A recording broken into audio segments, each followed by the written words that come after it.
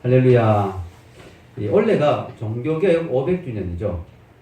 말틴 루터가 비텐베르크 대학 정문에 이렇게 또 성당 정문에 그 95개조 반박문을 붙임으로 말미암아 종교개혁이 시작됐는데, 이게 올해가 2017년 500주년이 되었어요. 그래서 이제 저희들이 이제 몇 주 전부터 같이 종교개혁자들이 주장한 5가지 오직 가톨릭의 잘못된 가르침에 대해서 반박하면서 오직 이렇게 5가지를 이야기했어요.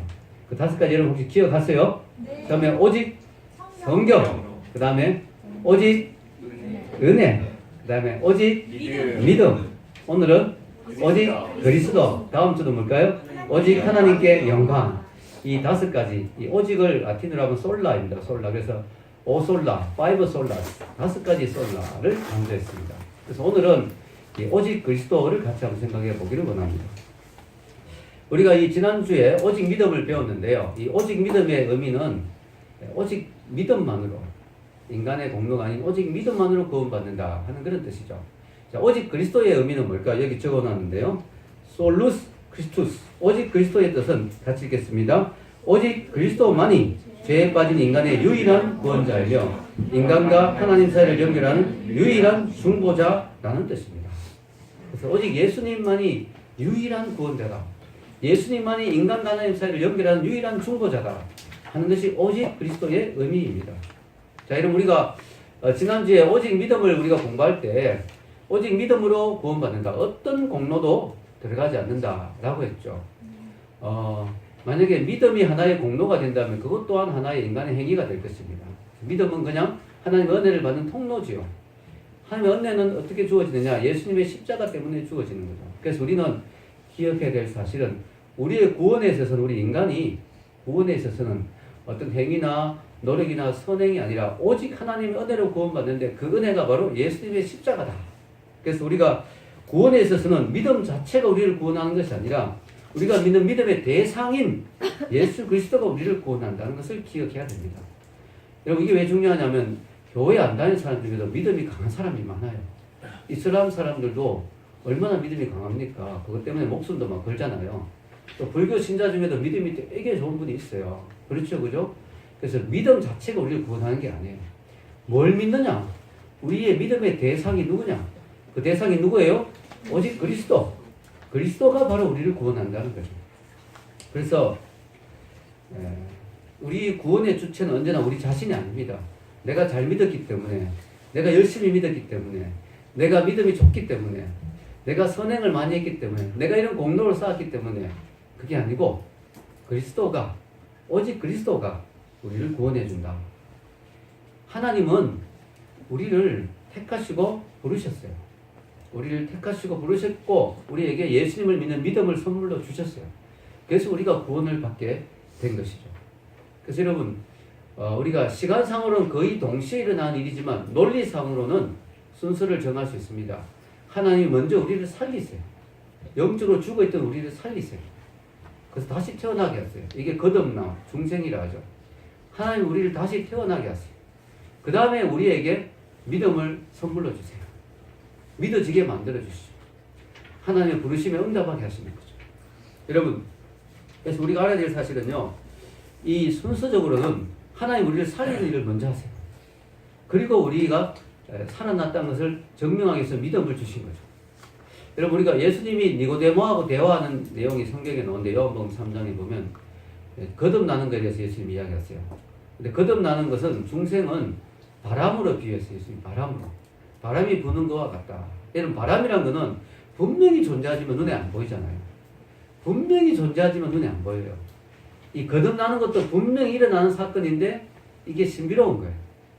딱 우리가 눈으로 볼 수 있는 그런 사건이 아니거든요. 그래서 하나님께서는 우리를 거듭나게 하시고 중생하게 하시고 그 중생했다는 사실을 확신하게 하기 위해서 믿음을 선물로 주시는 거죠. 물론 동시에 일어난 사건이지만 논리상으로는 순서가 그렇습니다. 왜냐? 우리가 영적으로 보면 죽어있는 상태예요. 성경은 우리가 다 죽었다고 이야기하거든요.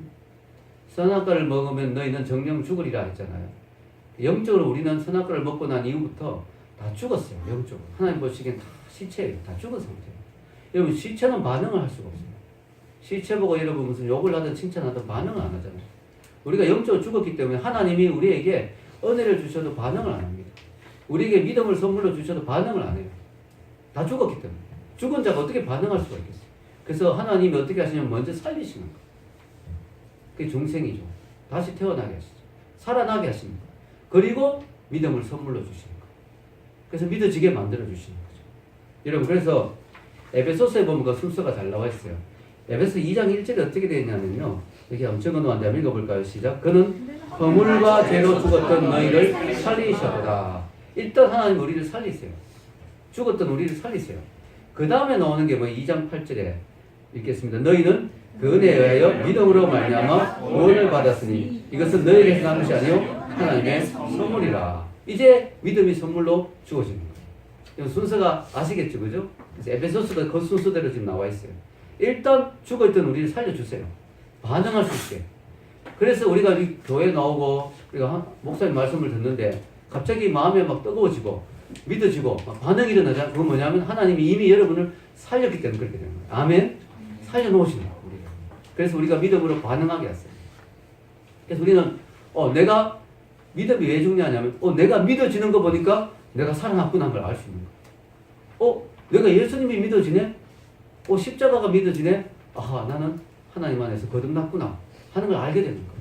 그걸 알아라고 믿음을 선물로 주시는 거죠. 그럼 행위는 뭐냐? 행위는 뭐냐면은 믿음도 또 눈에 잘 안 보이잖아요. 그래서 하나님은 우리가 믿고 거듭났고 믿고 구원받았다는 걸 객관적으로 드러낼 수 있는 증거를 주신데 그게 뭐냐면 열매, 행위. 우리의 삶에서 행위가 나타나는 거예요. 열매가 나타나는 거예요. 삶이 바뀌는 거예요. 근데 여러분 그것조차도 내가 이를 악물고 내가 하나님의 자녀인데 이렇게 살아서는 안 되지 하면서 이를 악물고 막 교회 나오고 예배 오고 막 그게 아니에요. 우리가 자연스럽게 돼요. 자연스럽게.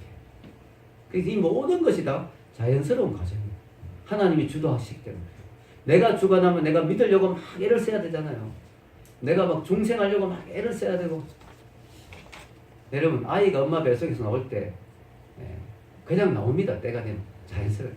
아이가 막 밀고 엄마 뱃속에 막 손으로 막 자궁을 열고 이렇게 나온 거 아니에요. 그냥 자연스럽게 나옵니다. 자연스럽게. 아이가 뭐 도와주는 거 아무것도 없어요. 아이가 할 수 있는 거 아무것도 없어요. 여러분 우리가 이 모든 것이 자연스러워요. 이 하나님이 역사하시는 것이었습니다. 그래서 우리 모든 구원의 과정에 있어서는 하나님이 다 하시는 거예요. 그래서 구원의 주체가 인간이 아니고 하나님입니다. 아멘? 인간이 아니고 하나님입니다. 여러분 그래서 보면 믿는 게 아니고 믿어지는 거예요. 막 내가 거듭나버리는 게 아니고 거듭나지는 거예요. 내가 막 행하는 게 아니고 그냥 행해지는 거예요. 여러분 예수님 믿으면 막 교회 오고 싶죠. 갑자기 막 예배 드리고 싶고 막 예배가 사모되죠. 저절로 되는 거예요.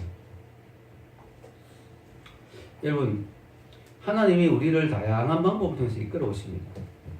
하나님께로 나오게 하는데요. 친구를 통해서 오게 하시기도 하고요.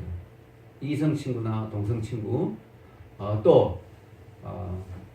가정의 어려움을 통해서 하나님께로 인도하시기도 하고요. 사업의 어려움을 통해서 인도하시기도 하고요. 또 질병을 통해서 인도하시기도 해요.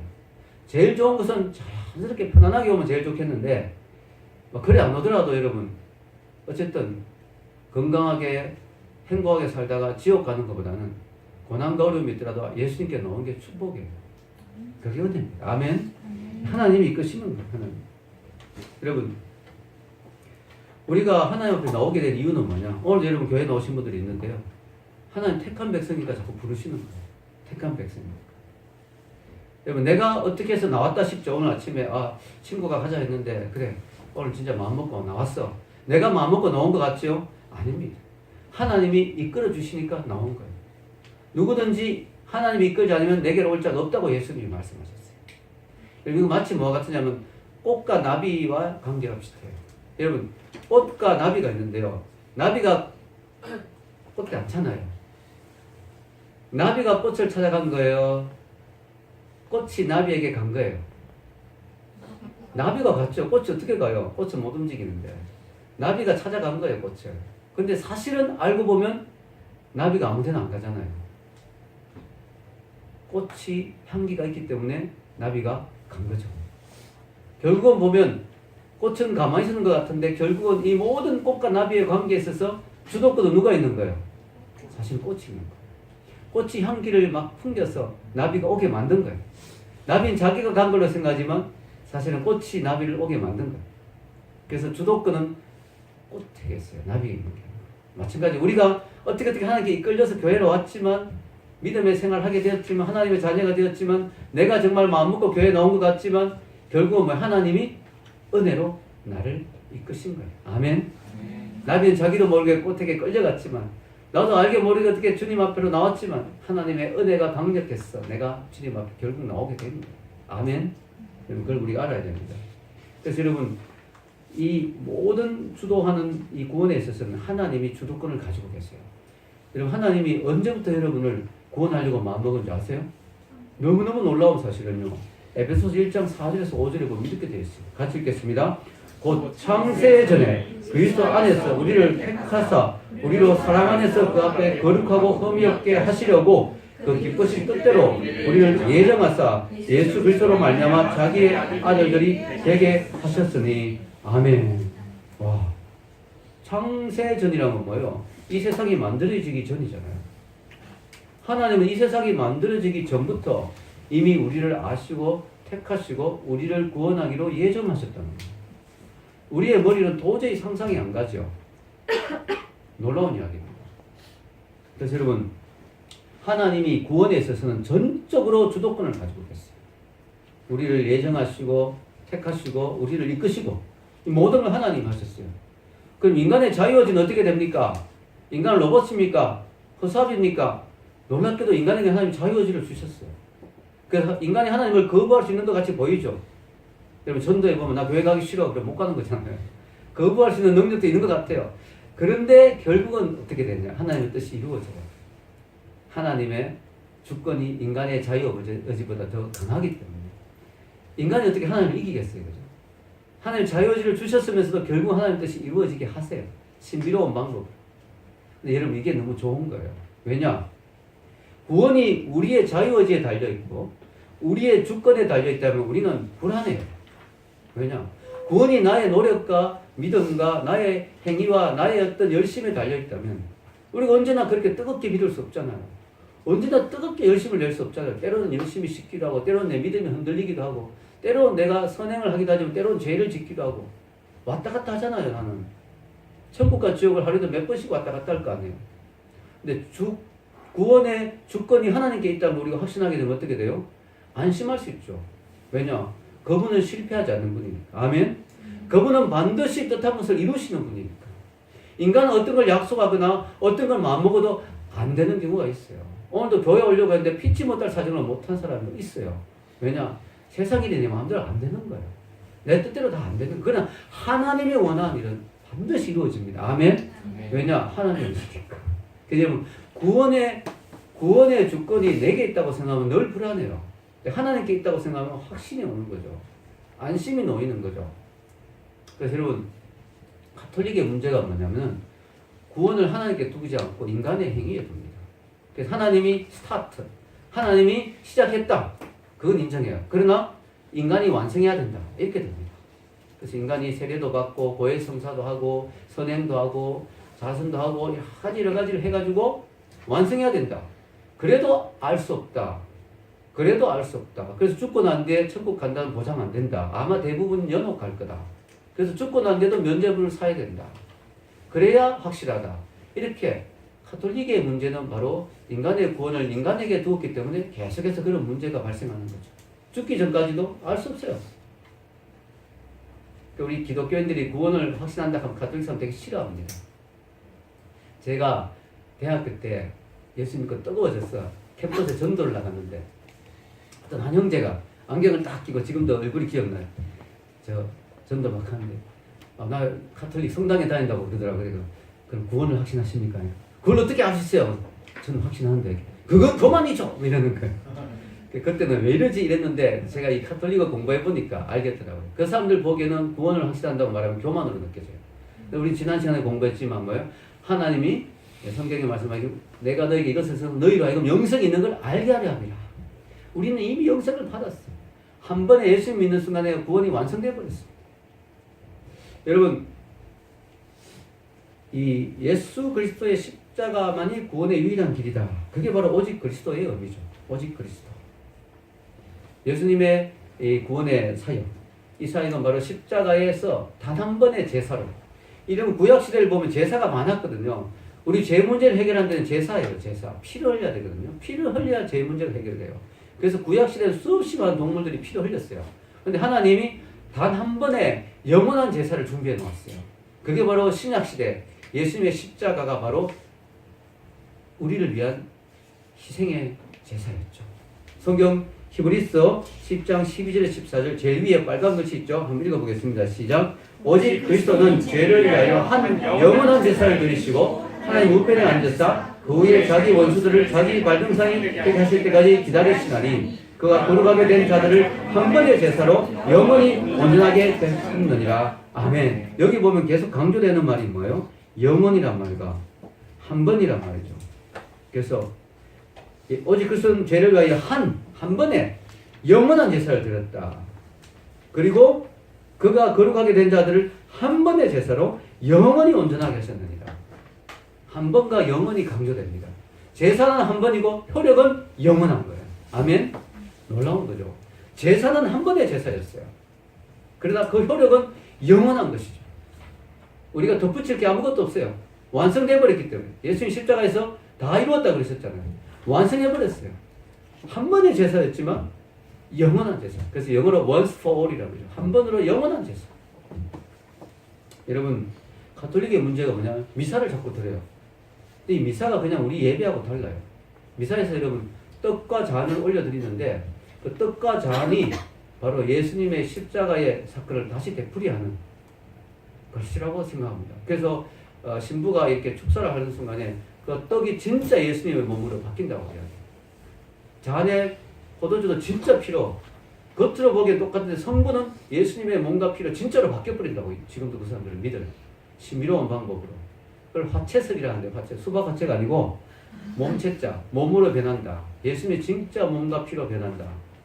근데 이건 좀 미신적인 이야기죠. 어떻게 그렇게 바뀔 수가 있겠어요? 말이 안 되죠. 여러분, 예수님이 최후의 만찬 때 떡과 잔을 드시면 이것은 내 떡이요, 이것은 내 몸이요, 이것은 내 피라 했잖아요. 이것은 상징적인 의미죠. 너희를 위해서 내가 이렇게 몸을 찢기고 피를 흘린다. 그런 상징적인 의미를 하시는 건데 진짜 몸과 피가 아니죠. 왜냐하면 예수님의 몸과 피는 지금 있었잖아요. 성찬 최후의 만찬 때. 근데 그 몸의 일부분이 떨어져 나가 그 안에 안 들어갈 수가 없잖아요. 예수님 몸에 피가 빠져나가서 그 속에 들어갈 수가 없잖아요. 자기 손에 지금 손과 피가 있는데 예수님이. 떡과 피가 있는데. 그래서 그건 상징적인 의미죠. 예수님의 비유적인 의미, 상징적인 의미죠. 근데 그걸 너무 실제로 받아들여서 진짜 떡과 피다. 예수님 이건 내 피다 하고 마셨어요. 그러면 예수님 피를 마신 거네? 성경에 피 마신 걸 검하게 되어 있는데 그거 아니죠.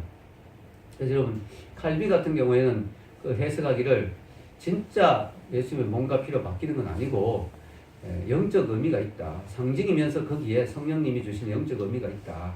성찬식을 통해서 우리가 영적으로 주님의 십자가를 기억하고 또 성령님이 주신 은혜가 있다. 이 정도로 이해를 했습니다. 여러분, 이 가톨릭은요, 매 미사 때마다 이 떡과 피를 다시 하나님께 올려드리는 게 십자가를 다시 되풀이하는 것과 비슷해요. 예수님의 제사는 끝났거든요. 히브리서 10장 18절 읽겠습니다. 이것을 사하였은즉 다시 죄를 위하여 제사 드릴 것이 없느니라. 다시는 제사 드릴 필요가 없다고 성경은 분명히 선언했는데 자꾸 제사를 드리는 거예요. 매주 미사 때. 이거는 할 필요가 없는 것이죠. 여러분, 이 종교개혁자들이 오직 그리스도를 강조한 이유는 구원에 있어서는 다른 어떤 것도 필요 없고 오직 예수님만으로 완전하다, 완성되었다. 예수님은 피로 충분 조건이 된다. 구원에 있어서 완전한 분이다. 이 가톨릭은 오직 예수를 강조하지 않다 보니까, 오직 그리스도를 강조하지 않다 보니까 어떻게 돼요? 자꾸 다른 종교에도 구원이 있다고 이야기하게 되는 거예요. 여러분, 우리 기독교는 다른 종교에 구원이 있다고 믿지 않습니다. 왜냐하면 다른 종교에는 누가 없어요? 예수님이 없기 때문에. 예수님이 없기 때문에. 구원이 없는 거예요. 그 사람이 착하게 살고 뭐 선행을 하고 이런 건 다 귀하다고 우리는 보죠. 다른 종교인들을 무시하지는 않습니다. 그러나 구원은 없다는 거. 안타깝게도 구원은 없다. 왜냐하면 그들에게는 그리스도가 없기 때문에. 근데 가톨릭은 오직 그리스도를 강조하지 않기 때문에 어떤 문제가 생기느냐? 혼합주의로 빠지는 거죠. 요즘 종교다원주의라 그러죠. 아무 종교나 다 구원이 있다. 이렇게 나가버리는 거예요. 가톨릭은 거기에 동참하게 됩니다. 그래서 여러분 가톨릭의 인기가 좋아요. 왜냐? 아니 가톨릭은 되게 관용적이다. 되게 포용적이다. 아무 종교나 다 인정해주고 술, 담배도 다 하고 제사도 드릴 수 있고 야 가톨릭이 역시 좋다. 기독교는 너무 편협해. 여러분 진리는 원래 편협한 거예요. 여러분 진리는 불의와 또 비진리와 타협할 수가 없는 게 진리잖아요. 그래서 우리가 기독교가 진리인 이유가 거기에 있어요. 오직 그리스도는 성경의 가르침이고 우리가 그거는 타협할 수가 없는 거죠. 여러분 제가 이 주보에 카톨릭의 그 교회 헌장 16항에 나온 내용을 적어 놓았는데요. 제2차 바티칸 보미에서 결의한 겁니다. 거기서 나온 내용이에요. 그러니까 이게 그냥 제가 지어낸 이야기가 아니고 가톨릭 교인들이 믿고 있는 내용이에요. 읽어보면 기가 막히죠. 제가 한번 읽어보겠습니다. 구원 계획은 창조주를 인정하는 모든 사람들을 포함하는 것이며 창조주만 인정하면 신이 있다는 걸 인정하면 다 포함된다. 그 중에는 해교도들도 포함되어 있으니 그들은 아브라함의 신앙을 보존한다고 주장하며 마지막 날에 사람들을 심판하실 자비로우신 유일신을 우리와 함께 흠숭하고 있다. 이슬람 교인들은 유일신을 인정하고 아브라함도 인정하고 또 마지막 심판도 인정하기 때문에 그들도 구원이 있다고 보는 거죠. 기가 막히죠. 가톨릭 사람들은 이슬람 교인도 구원을 받는다고 봅니다. 또 모르는 신을 영상 속에서 찾고 있는 사람들에게도 하나님은 멀리 계시지 않으니 하나님은 모든 사람에게 생명과 호흡과 모든 것을 주시니 구세주는 모든 사람이 구원되기를 원하시는 것이다. 사실 자기 탓 없이 그리스도의 복음과 교회를 알지 못하지만 이거 보세요. 그리스도의 복음과 교회를 알지 못하지만 성실한 마음으로 하나님을 찾으며 양심의 명령으로 알려진 하나님의 뜻을 은총의 힘으로 실천하려고 노력하는 사람은 영원한 구원을 얻을 수 있는 것이다. 여기 다 포함되죠. 힌두교인이나 불교인이나 기타 종교인들 다 포함됩니다. 또한 자기의 탓 없이 하나님을 아직 명백히 인정하지 못할지라도 하나님 은총으로 올바로 살아보려고 노력하는 사람에게는 하나님의 섭리가 구원에 필요한 도움을 거절치 않으신다. 무신론자까지 포함돼요. 왜? 아직까지 하나님을 명백히 인정하지 않는 사람입니다. 이 가톨릭식으로 하면 다 구원받는 거예요. 다 구원. 예수님도 필요 없어요. 선교도 할 필요 없어요. 다 구원받는 거예요. 그러나 이것은 결코 성경적이지 않다. 여러분 예수님이 하신 말씀이 있죠. 요한복음 14장 6절 같이 한번 읽어볼까요? 예수께서 가라사대 내가 곧 길이요 진리요 생명이니 나를 말하지 않고는 아버지께로 올 자가 없느니라. 우리가 기독교에서 예수님만이 유일한 구원의 길이라고 주장하는 것은 우리가 편협해서 그런 게 아니라 예수님이 그렇게 주장했기 때문에 예수님이 자기만이 유일한 길이라고 이야기했잖아요. 다른 길이 없다고 이야기하셨잖아요. 그래서 여러분 다른 걸 자꾸 덧붙이면 안 돼요. 이단이 뭐냐면요. 예수님을 이야기해요. 이단도. 여러분 신천지 같은 이단도 성경을 다 봅니다. 근데 뭐예요? 거기에 다른 걸 덧붙이죠. 그런데 이만희를 믿어야 구원받는다. 그런데 이거를 해야 구원받는다. 안식교는 예수님이 우리를 위해서 죽으셨는데 그런데 안식일을 지키고 이러이러한 걸 해야만 구원이 완성된다. 이게 이단이에요. 십자가를 이야기하는데 십자가가 좀 짧다는 거예요. 천국 가기에는. 거기에 뭘 덧붙여야 된다는 거죠. 그게 다 이단이에요. 그게 다 이단. 그래서 가톨릭도 상당히 이단적이죠. 이단적이죠. 여러분, 이 은총의 중재자. 우리가 이 하나님 안에서 받는 구원, 은혜, 은총은 전부 예수님 안에서 우리가 받는 거예요. 예수님 안에 우리에게 필요한 모든 은혜가 다 들어가 있고 예수님 안에 우리에게 필요한 구원의 모든 은총이 다 들어가 있어요. 예수님 안에 우리가 누릴 모든 축복이 다 들어가 있어요. 근데 가톨릭의 문제가 뭐냐면요. 자꾸 다른 은총의 중재자들을 자꾸 덧붙입니다. 예수님만으로 부족하다는 거예요. 예수님만으로 우리 죄를 다 해결할 수가 없다는 거죠. 그래서 뭘 이야기합니까? 성인들, 지난 시간에 이야기했지만 성인들, 우리보다 먼저 죽은 사람 중에 교황이 성자라고 인정한 사람들, 그들은 공덕이 되게 많다는 거예요. 그래서 교회, 성당이죠. 성당의 창고에는, 영적 창고에는 보물 창고다 이거예요. 공덕이 가득 쌓여있다 이거예요. 그걸 나눠 가져라 이거예요. 그래서 힘들 때마다 성민들의 이름으로 막 기도해요. 근데 이거는 잘못된 거죠. 왜냐하면 성경은 죽은 자와 교통하지 말라고 되어 있거든요. 죽은 자의 이름을 부르거나 죽은 자를 교통하거나 뭐 죽은 자를 위해서 기도하거나 또 죽은 자에게 기도하거나 이런 건 전부 다 안 좋은 것이죠. 이 바벨론 종교에는 이 신이 사람 신이 한 5,000개가 넘어요. 이게 이제 영향을 받아 그리스 로마 신화가 나온 거죠. 그리스 로마 신화 신들도 전부 다 잡신들이에요. 잡신. 여러분, 그들이 전부 인간보다 못해요. 서로 막 찢고 뽑고 싸우고 막 질투하고 막 이래요.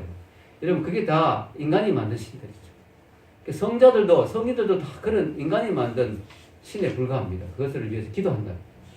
우리 앞서 순교하고 훌륭하게 살았던 분들 존경하는 건 좋지만 그들이 우리에게 무슨 공덕을 나눠주거나 있을 수가 없는 이야기죠. 근데 자꾸 예수님만으로 충분한데, 오직 그리스도, 예수님만으로 충분한데 자꾸 다른 걸 가톨릭은 이야기해요. 또 사제들을, 교회 신부들, 사제들이 은총을 나눠줄 수 있다고 또 이야기해요. 그래서 고해 성사 하면 죄를 사제들이 용서해주고, 또 그들이 지시하는 것들을 하게 되면 은혜를 받고 은총을 나눠줄 수 있다고 그렇게 또 이야기합니다. 또 이것도 성경적이지 않죠. 여러분, 고해 성사할 필요가 없어요, 신부들에게. 왜냐? 시편 32편 5절에 보면 이렇게 나와 있죠. 내가 이르기를 내 허물을 여호와께 잡아가리라 하고 주께 내 죄를 아뢰고 내 죄악을 숨기지 아니하였더니 곧 주께서 내 죄악을 사하셨나이다. 아멘. 사람이 어찌 죄를 사하겠습니까? 죄를 사할 수 있는 능력이 없어요, 사람은. 여러분, 그래서 예수님이 십자가로 하나님께로 가는 길을 활짝 열어놓았어요. 그러니까 여러분은 다이렉트로 바로 하나님께 직접 나갈 수 있어요. 예수님의 십자가 때문에. 여러분이 기도하고 예수님의 이름으로 기도합니다. 아멘 하면 바로 하나님께 나갈 수 있어요. 그래서 여러분 죄가 있어도 바로 나갈 수 있어요. 다른 은총의 중재자가 필요 없어요.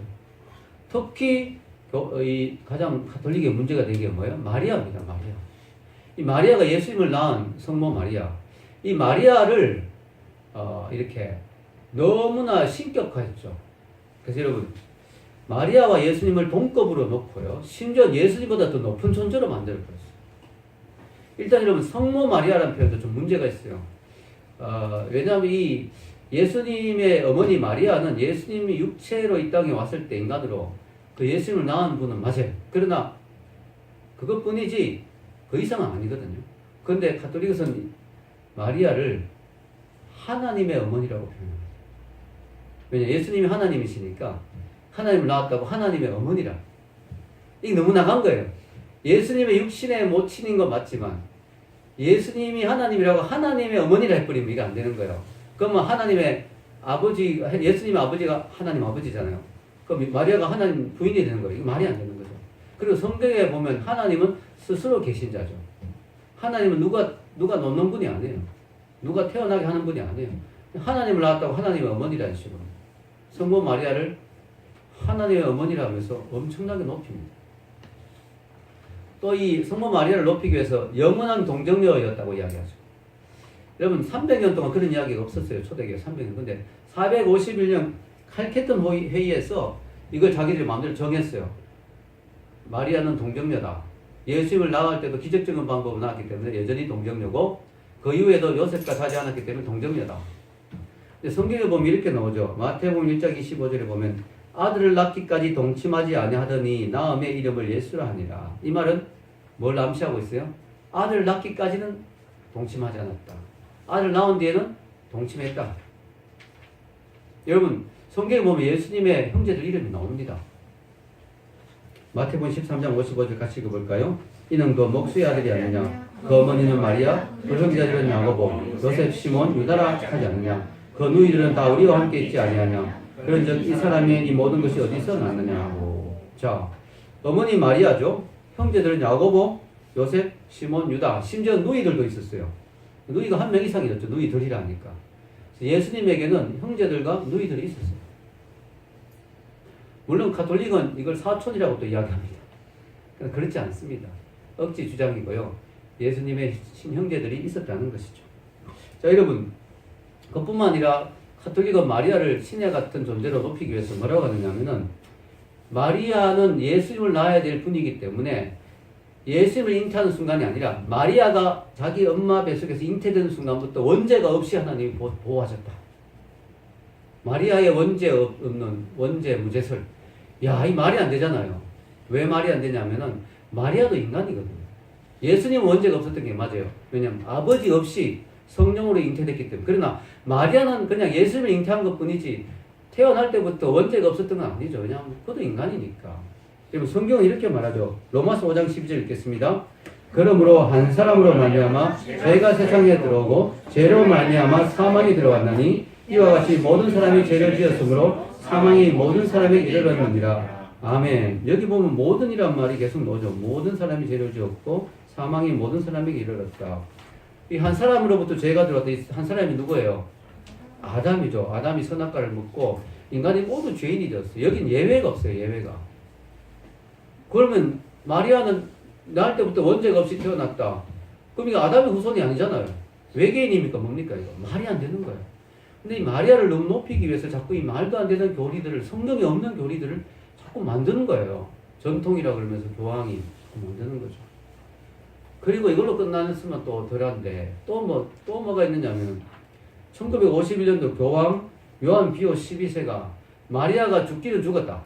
근데 무덤에서 썩지 않고 있다가 하나님이 무덤을 갈라서 바로 하늘로 승천시켰다. 성경에 없는 마리아 성천설을 또 주장합니다. 그리고 난 뒤에 가톨릭 교회 교리서 969조에 보면 마리아가 하늘로 올라가서 하늘 여왕이 되어가지고 우리를 위해서 중보 사역을 하신다. 이렇게 마리아를 만들어 놓았습니다. 그러다 보니까 결국은 교황 레오 8세는 이런 주장까지 하게 되는 거죠. 아들이 누구예요? 예수님이죠. 아들을 통하지 않고는 아무도 가장 높으신 하나님께 접근할 수 없는 것처럼 그의 어머니를 통하지 않고는 아무도 그리스도에게 접근할 수 없다. 이렇게 만들어 놨어. 그래서 가톨릭이 지금 주장하는 이거예요. 마리아를 통하여 아들에게로, 마리아를 통하여 그리스도에게로. 이게 가톨릭이 생각합니다. 말이 안 되죠. 우리 예수님께 바로 갈 수 있어요? 없어요? 있습니다. 여러분, 가톨릭이 그렇게 주장하는 이유는 하나님은 너무나 무서운 분이다. 그래서 하나님께 바로 가기보다는 그 어머니를 통해서 가는 게 좋다. 예수님도 너무 무서운 분이다. 그래서 어머니를 통해서 가야 된다. 예수님이 뭐라고 어머니에게 하면 어머니가 예수님에게 야, 내가 너를 젖먹여 키웠는데 이러면 예수님이 꼼짝 못한다. 이런 식이죠. 근데 여러분, 우리는 예수님을 믿는 순간 하나님의 아들이 됩니다. 딸이 되고 하나님의 자녀가 돼요. 여러분, 자녀가 부모에게 나갈 때 무서워서 못 나가고 이런 거 없잖아요.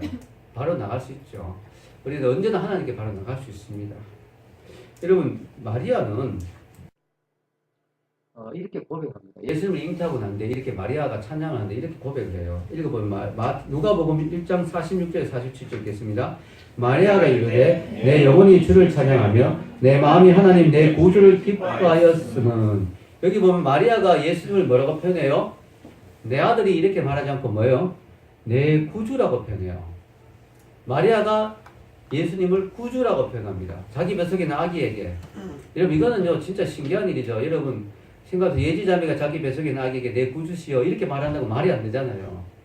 누리자매가 뱃속에 있는 아기에게 내 구주여 당신을 찬양합니다. 말이 안 되잖아요.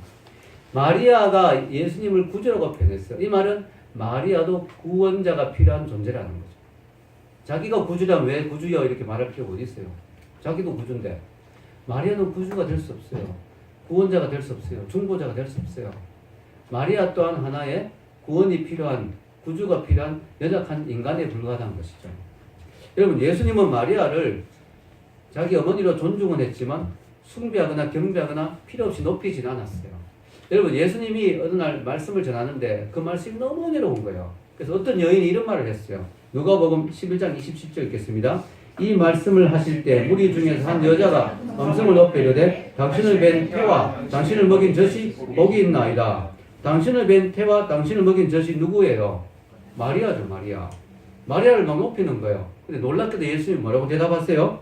예수께서 이르시되 오히려 하나님의 말씀을 듣고 지키는 자가 복이 있느니라 하시니라. 야, 예수님은요 마리아를 신으로 높일 걸 미리 아시고 이러신 것 같아요. 예수님이 여기 딱 이야기하셨잖아요. 나를 낳아준 어머니가 복이 있다고? 그분 귀하지. 그러나 더 귀한 것은 하나님 말씀을 듣고 지킨 자가 더 축복되다. 더 귀한 분이다. 이렇게 마리아를 신의 존재에 예수님은 높이지 않았습니다. 전혀. 성경에 보면요, 그 어디에도 마리아가 뭐 죄가 하나도 없었다든가, 마리아가 날 때부터 죄가 없었다든가, 또 마리아가 평생 동정녀였다든가, 마리아가 뭐 죽었지만 썩지 않고 무덤에서 막 성천했다든가, 하늘에서 우리 위해서 중보기도 한다. 이런 내용 전혀 없어요, 성경에. 전혀 없습니다. 다 가톨릭에서 지어낸 이야기예요. 그래서 제임스 G 맥카티라는 분이 그분 책에 읽어보면 가톨릭과 기독교를 비교한 책인데 읽어보면 이런 말을 합니다. 가톨릭 교회의 마리아는 성경에 나오는 마리아가 아니다. 가톨릭 교회가 이야기하는 마리아는 성경에 나오는 그 마리아가 아니다. 성경은 죄 없이 잉태되고 완전하게 죄가 없고 몸으로 성천한 여인에 대해서는 한 번도 언급한 적이 없다. 그럼 이 마리아는 무슨 마리아냐? 놀랍게도 이 마리아를 가톨릭 사람들은 하늘의 여왕이라고 표현하거든요. 근데 성경을 자세히 보면 하늘의 여왕이 따로 있어요. 구약의 이스라엘 백성들이 섬겼던 여자 신입니다. 그게 하늘의 여왕이에요. 하늘의 황후. 자, 여기 보면 예레미야 7장 18절에 보면 이런 하늘의 여왕신을 섬기다 하나님께 진노를 사는 내용이 나오죠. 읽겠습니다. 자식들은 나무를 줍고 아버지들은 불을 피우며 부녀들은 가루를 반죽하여 하늘의 여왕을 위하여 과자를 만들며 그들이 또 다른 신들에게 전제를 부음으로 나의 노를 일으키느니라. 하나님이 진노하신다는 거예요. 이걸 보고 예수님의 어머니 마리아를 우리가 존경하는 건 괜찮지만 신의 자리에 이렇게 섬기는 것을 보고 하나님은 진노하신다. 너무 문제가 뭐냐면 이 가톨릭은 마리아를 너무너무 높이다 보니까요. 모든 게 마리아를 중심으로 돌아가요. 묵주막 기도할 때도요. 주기도문보다 마리아에 대한 기도가 더 많아요. 마리아가 은총의 중재자고 마리아를 통해서만 예수님을 만났어요. 완전히 마리아가 뭐 엄청나게 하나님 같은 자리에. 여러분 천주교인들에게 이런 이야기하면 천주교인들이 뭐라고 하냐면 에이 우리 마리아를 그냥 존경하지 그렇게 경배하지 않습니다. 이러거든요. 근데 여러분 이 공부해보니까 교황이 가톨릭 교리가 확실하게 마리아를 신으로 섬기지요. 제가 한 번은 버스를 탔어요.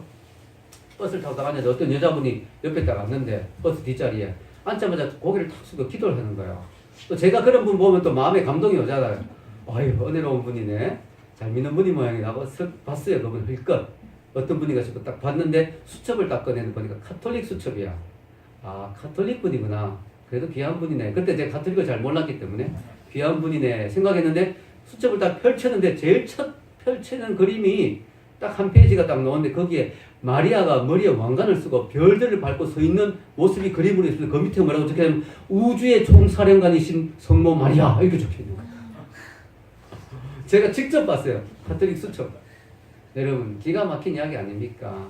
여러분 그래서 우리가 이 문제가 오직 그리스도만 우리가 바라봐야 되는데 자꾸 가톨릭은 엉뚱한 걸 자꾸 이야기해서 사람들이 초점이 그리스도에게서 멀어지게 만드는 큰 실수를 저지르고 있는 것이죠. 그래서 여러분 가톨릭 사람 중에 구원받기가 참 어렵다는 거예요. 저 구원이 없다고 말하진 않겠어요. 왜냐하면 그 안에도 마르틴 루터도 신부였잖아요. 성경을 원서로 읽고 뭐 성경을 제대로 읽고 예수님을 만난 사람은 구원받겠죠. 가톨릭 사람 중에도. 그러나 너무너무 많은 가르침이 예수님에게 초점을 못 맞추게 하고 자꾸 딴 데로 가게 하기 때문에 상당히 문제가 있다. 그래서 어떤 사람이 저한테 묻더라고요. 한동대에서 이런 거 가르치면 교수님 가톨릭이 이단이에요? 그럼 제가 잘 모르겠는데 1.5단쯤은 된다. 최소한 1.5단은 된다. 2단에 너무 가깝다. 위험하다. 이렇게 이야기합니다. 결론을 내리겠습니다. 오늘 저는 오직 그리스도라는 말씀을 전했죠. 오직 그리스도. 오직 그리스도의 뜻이 뭐냐? 구원을 얻는 데는 오직 그리스도로 충분하다. 아멘. 오직 그리스도만으로 구원이 완성되었다. 아멘. 오직 그리스도가 모든 우리의 중보자다. 아멘. 디모데전서 2장 5절 한번 읽어보겠습니다. 시작. 하나님은 한 분이시요 또 하나님과 사람 사이에 중보자도 한 분이시니 그 사람이신 그리스도 예수라. 아멘. 이게 별표놓으시오. 정말 중요한 말씀입니다. 하나님 확실히 선언하잖아요. 중보자 한 분이다. 딴 거 필요 없다. 딴 거 뭐 넣을 필요 없다. 오직 한 분이다. 그분이 누구라고요? 그리스도 예수다. 하나님과 사람 사이는 한 분만 필요하다. 그리스도 예수다. 이게 오직 그리스도의 의미예요. 그래서 오직 그리스도의 의미는 바로 한 분 예수님만으로 충분하다. 그게 자꾸 다른 걸 덧붙이려고 하면 문제가 생긴다. 여러분, 그래서 우리가 구원에 있어서 특히 다른 부분보다 구원에 있어서는 예수님 외에 다른 걸 자꾸 넣으려고 하는 걸 시도를 하지 않아야 됩니다. 아무리 작은 부분이라도 예수님 외에 다른 것을 끌어오지 않도록 조심해야 돼요. 구원에 있어서는. 우리의 선행, 우리의 고행, 뭐 마리아, 다른 거 뭐 자선 아무것도 끌어오지 않아야 돼요. 예수님만으로 완성됐어요. 구원이. 아멘입니까? 아멘. 그래서 여러분 성경은 분명히 말하죠. 사도행전 4장 12절 읽겠습니다. 다른 이로서는 구원을 받을 수 없나니 천하 사람 중에 구원을 받을 만한 다른 이름을 우리에게 주신 일이 없음이라 하셨더라. 성경은 분명하잖아요. 성경을 잘 보면 돼요. 성경은 분명히 말하잖아요. 천하 어떤 사람 중에 구원을 받을 만한 다른 이름을 준 게 없다고. 석가도 없고 공자도 없고 마리아도 없다. 예수님 외에 구원을 받을 다른 이름을 준 게 없다고 분명히 성경은 말하잖아요. 여러분, 제가 개신교기 때문에 가톨릭을 비하하는 게 아니에요. 너무 안타까운 거죠. 여러분, 예수님밖에 다른 이름이 없는데 왜 자꾸 다른 이름을 이야기해요? 그럼 결국은 예수님이 희미해지는 거예요. 결국 예수님을 놓치게 되는 거죠. 여러분, 우리가 오늘 말씀을 기억하면서요, 구원에는 다른 것이 필요 없다. 예수님 한 분만으로 충분하다. 이게 오직 그리스도입니다. 이 사실 여러분 확신하고 예수님을 확실히 붙잡는 여러분 되시기를 주의 이름으로 축원합니다.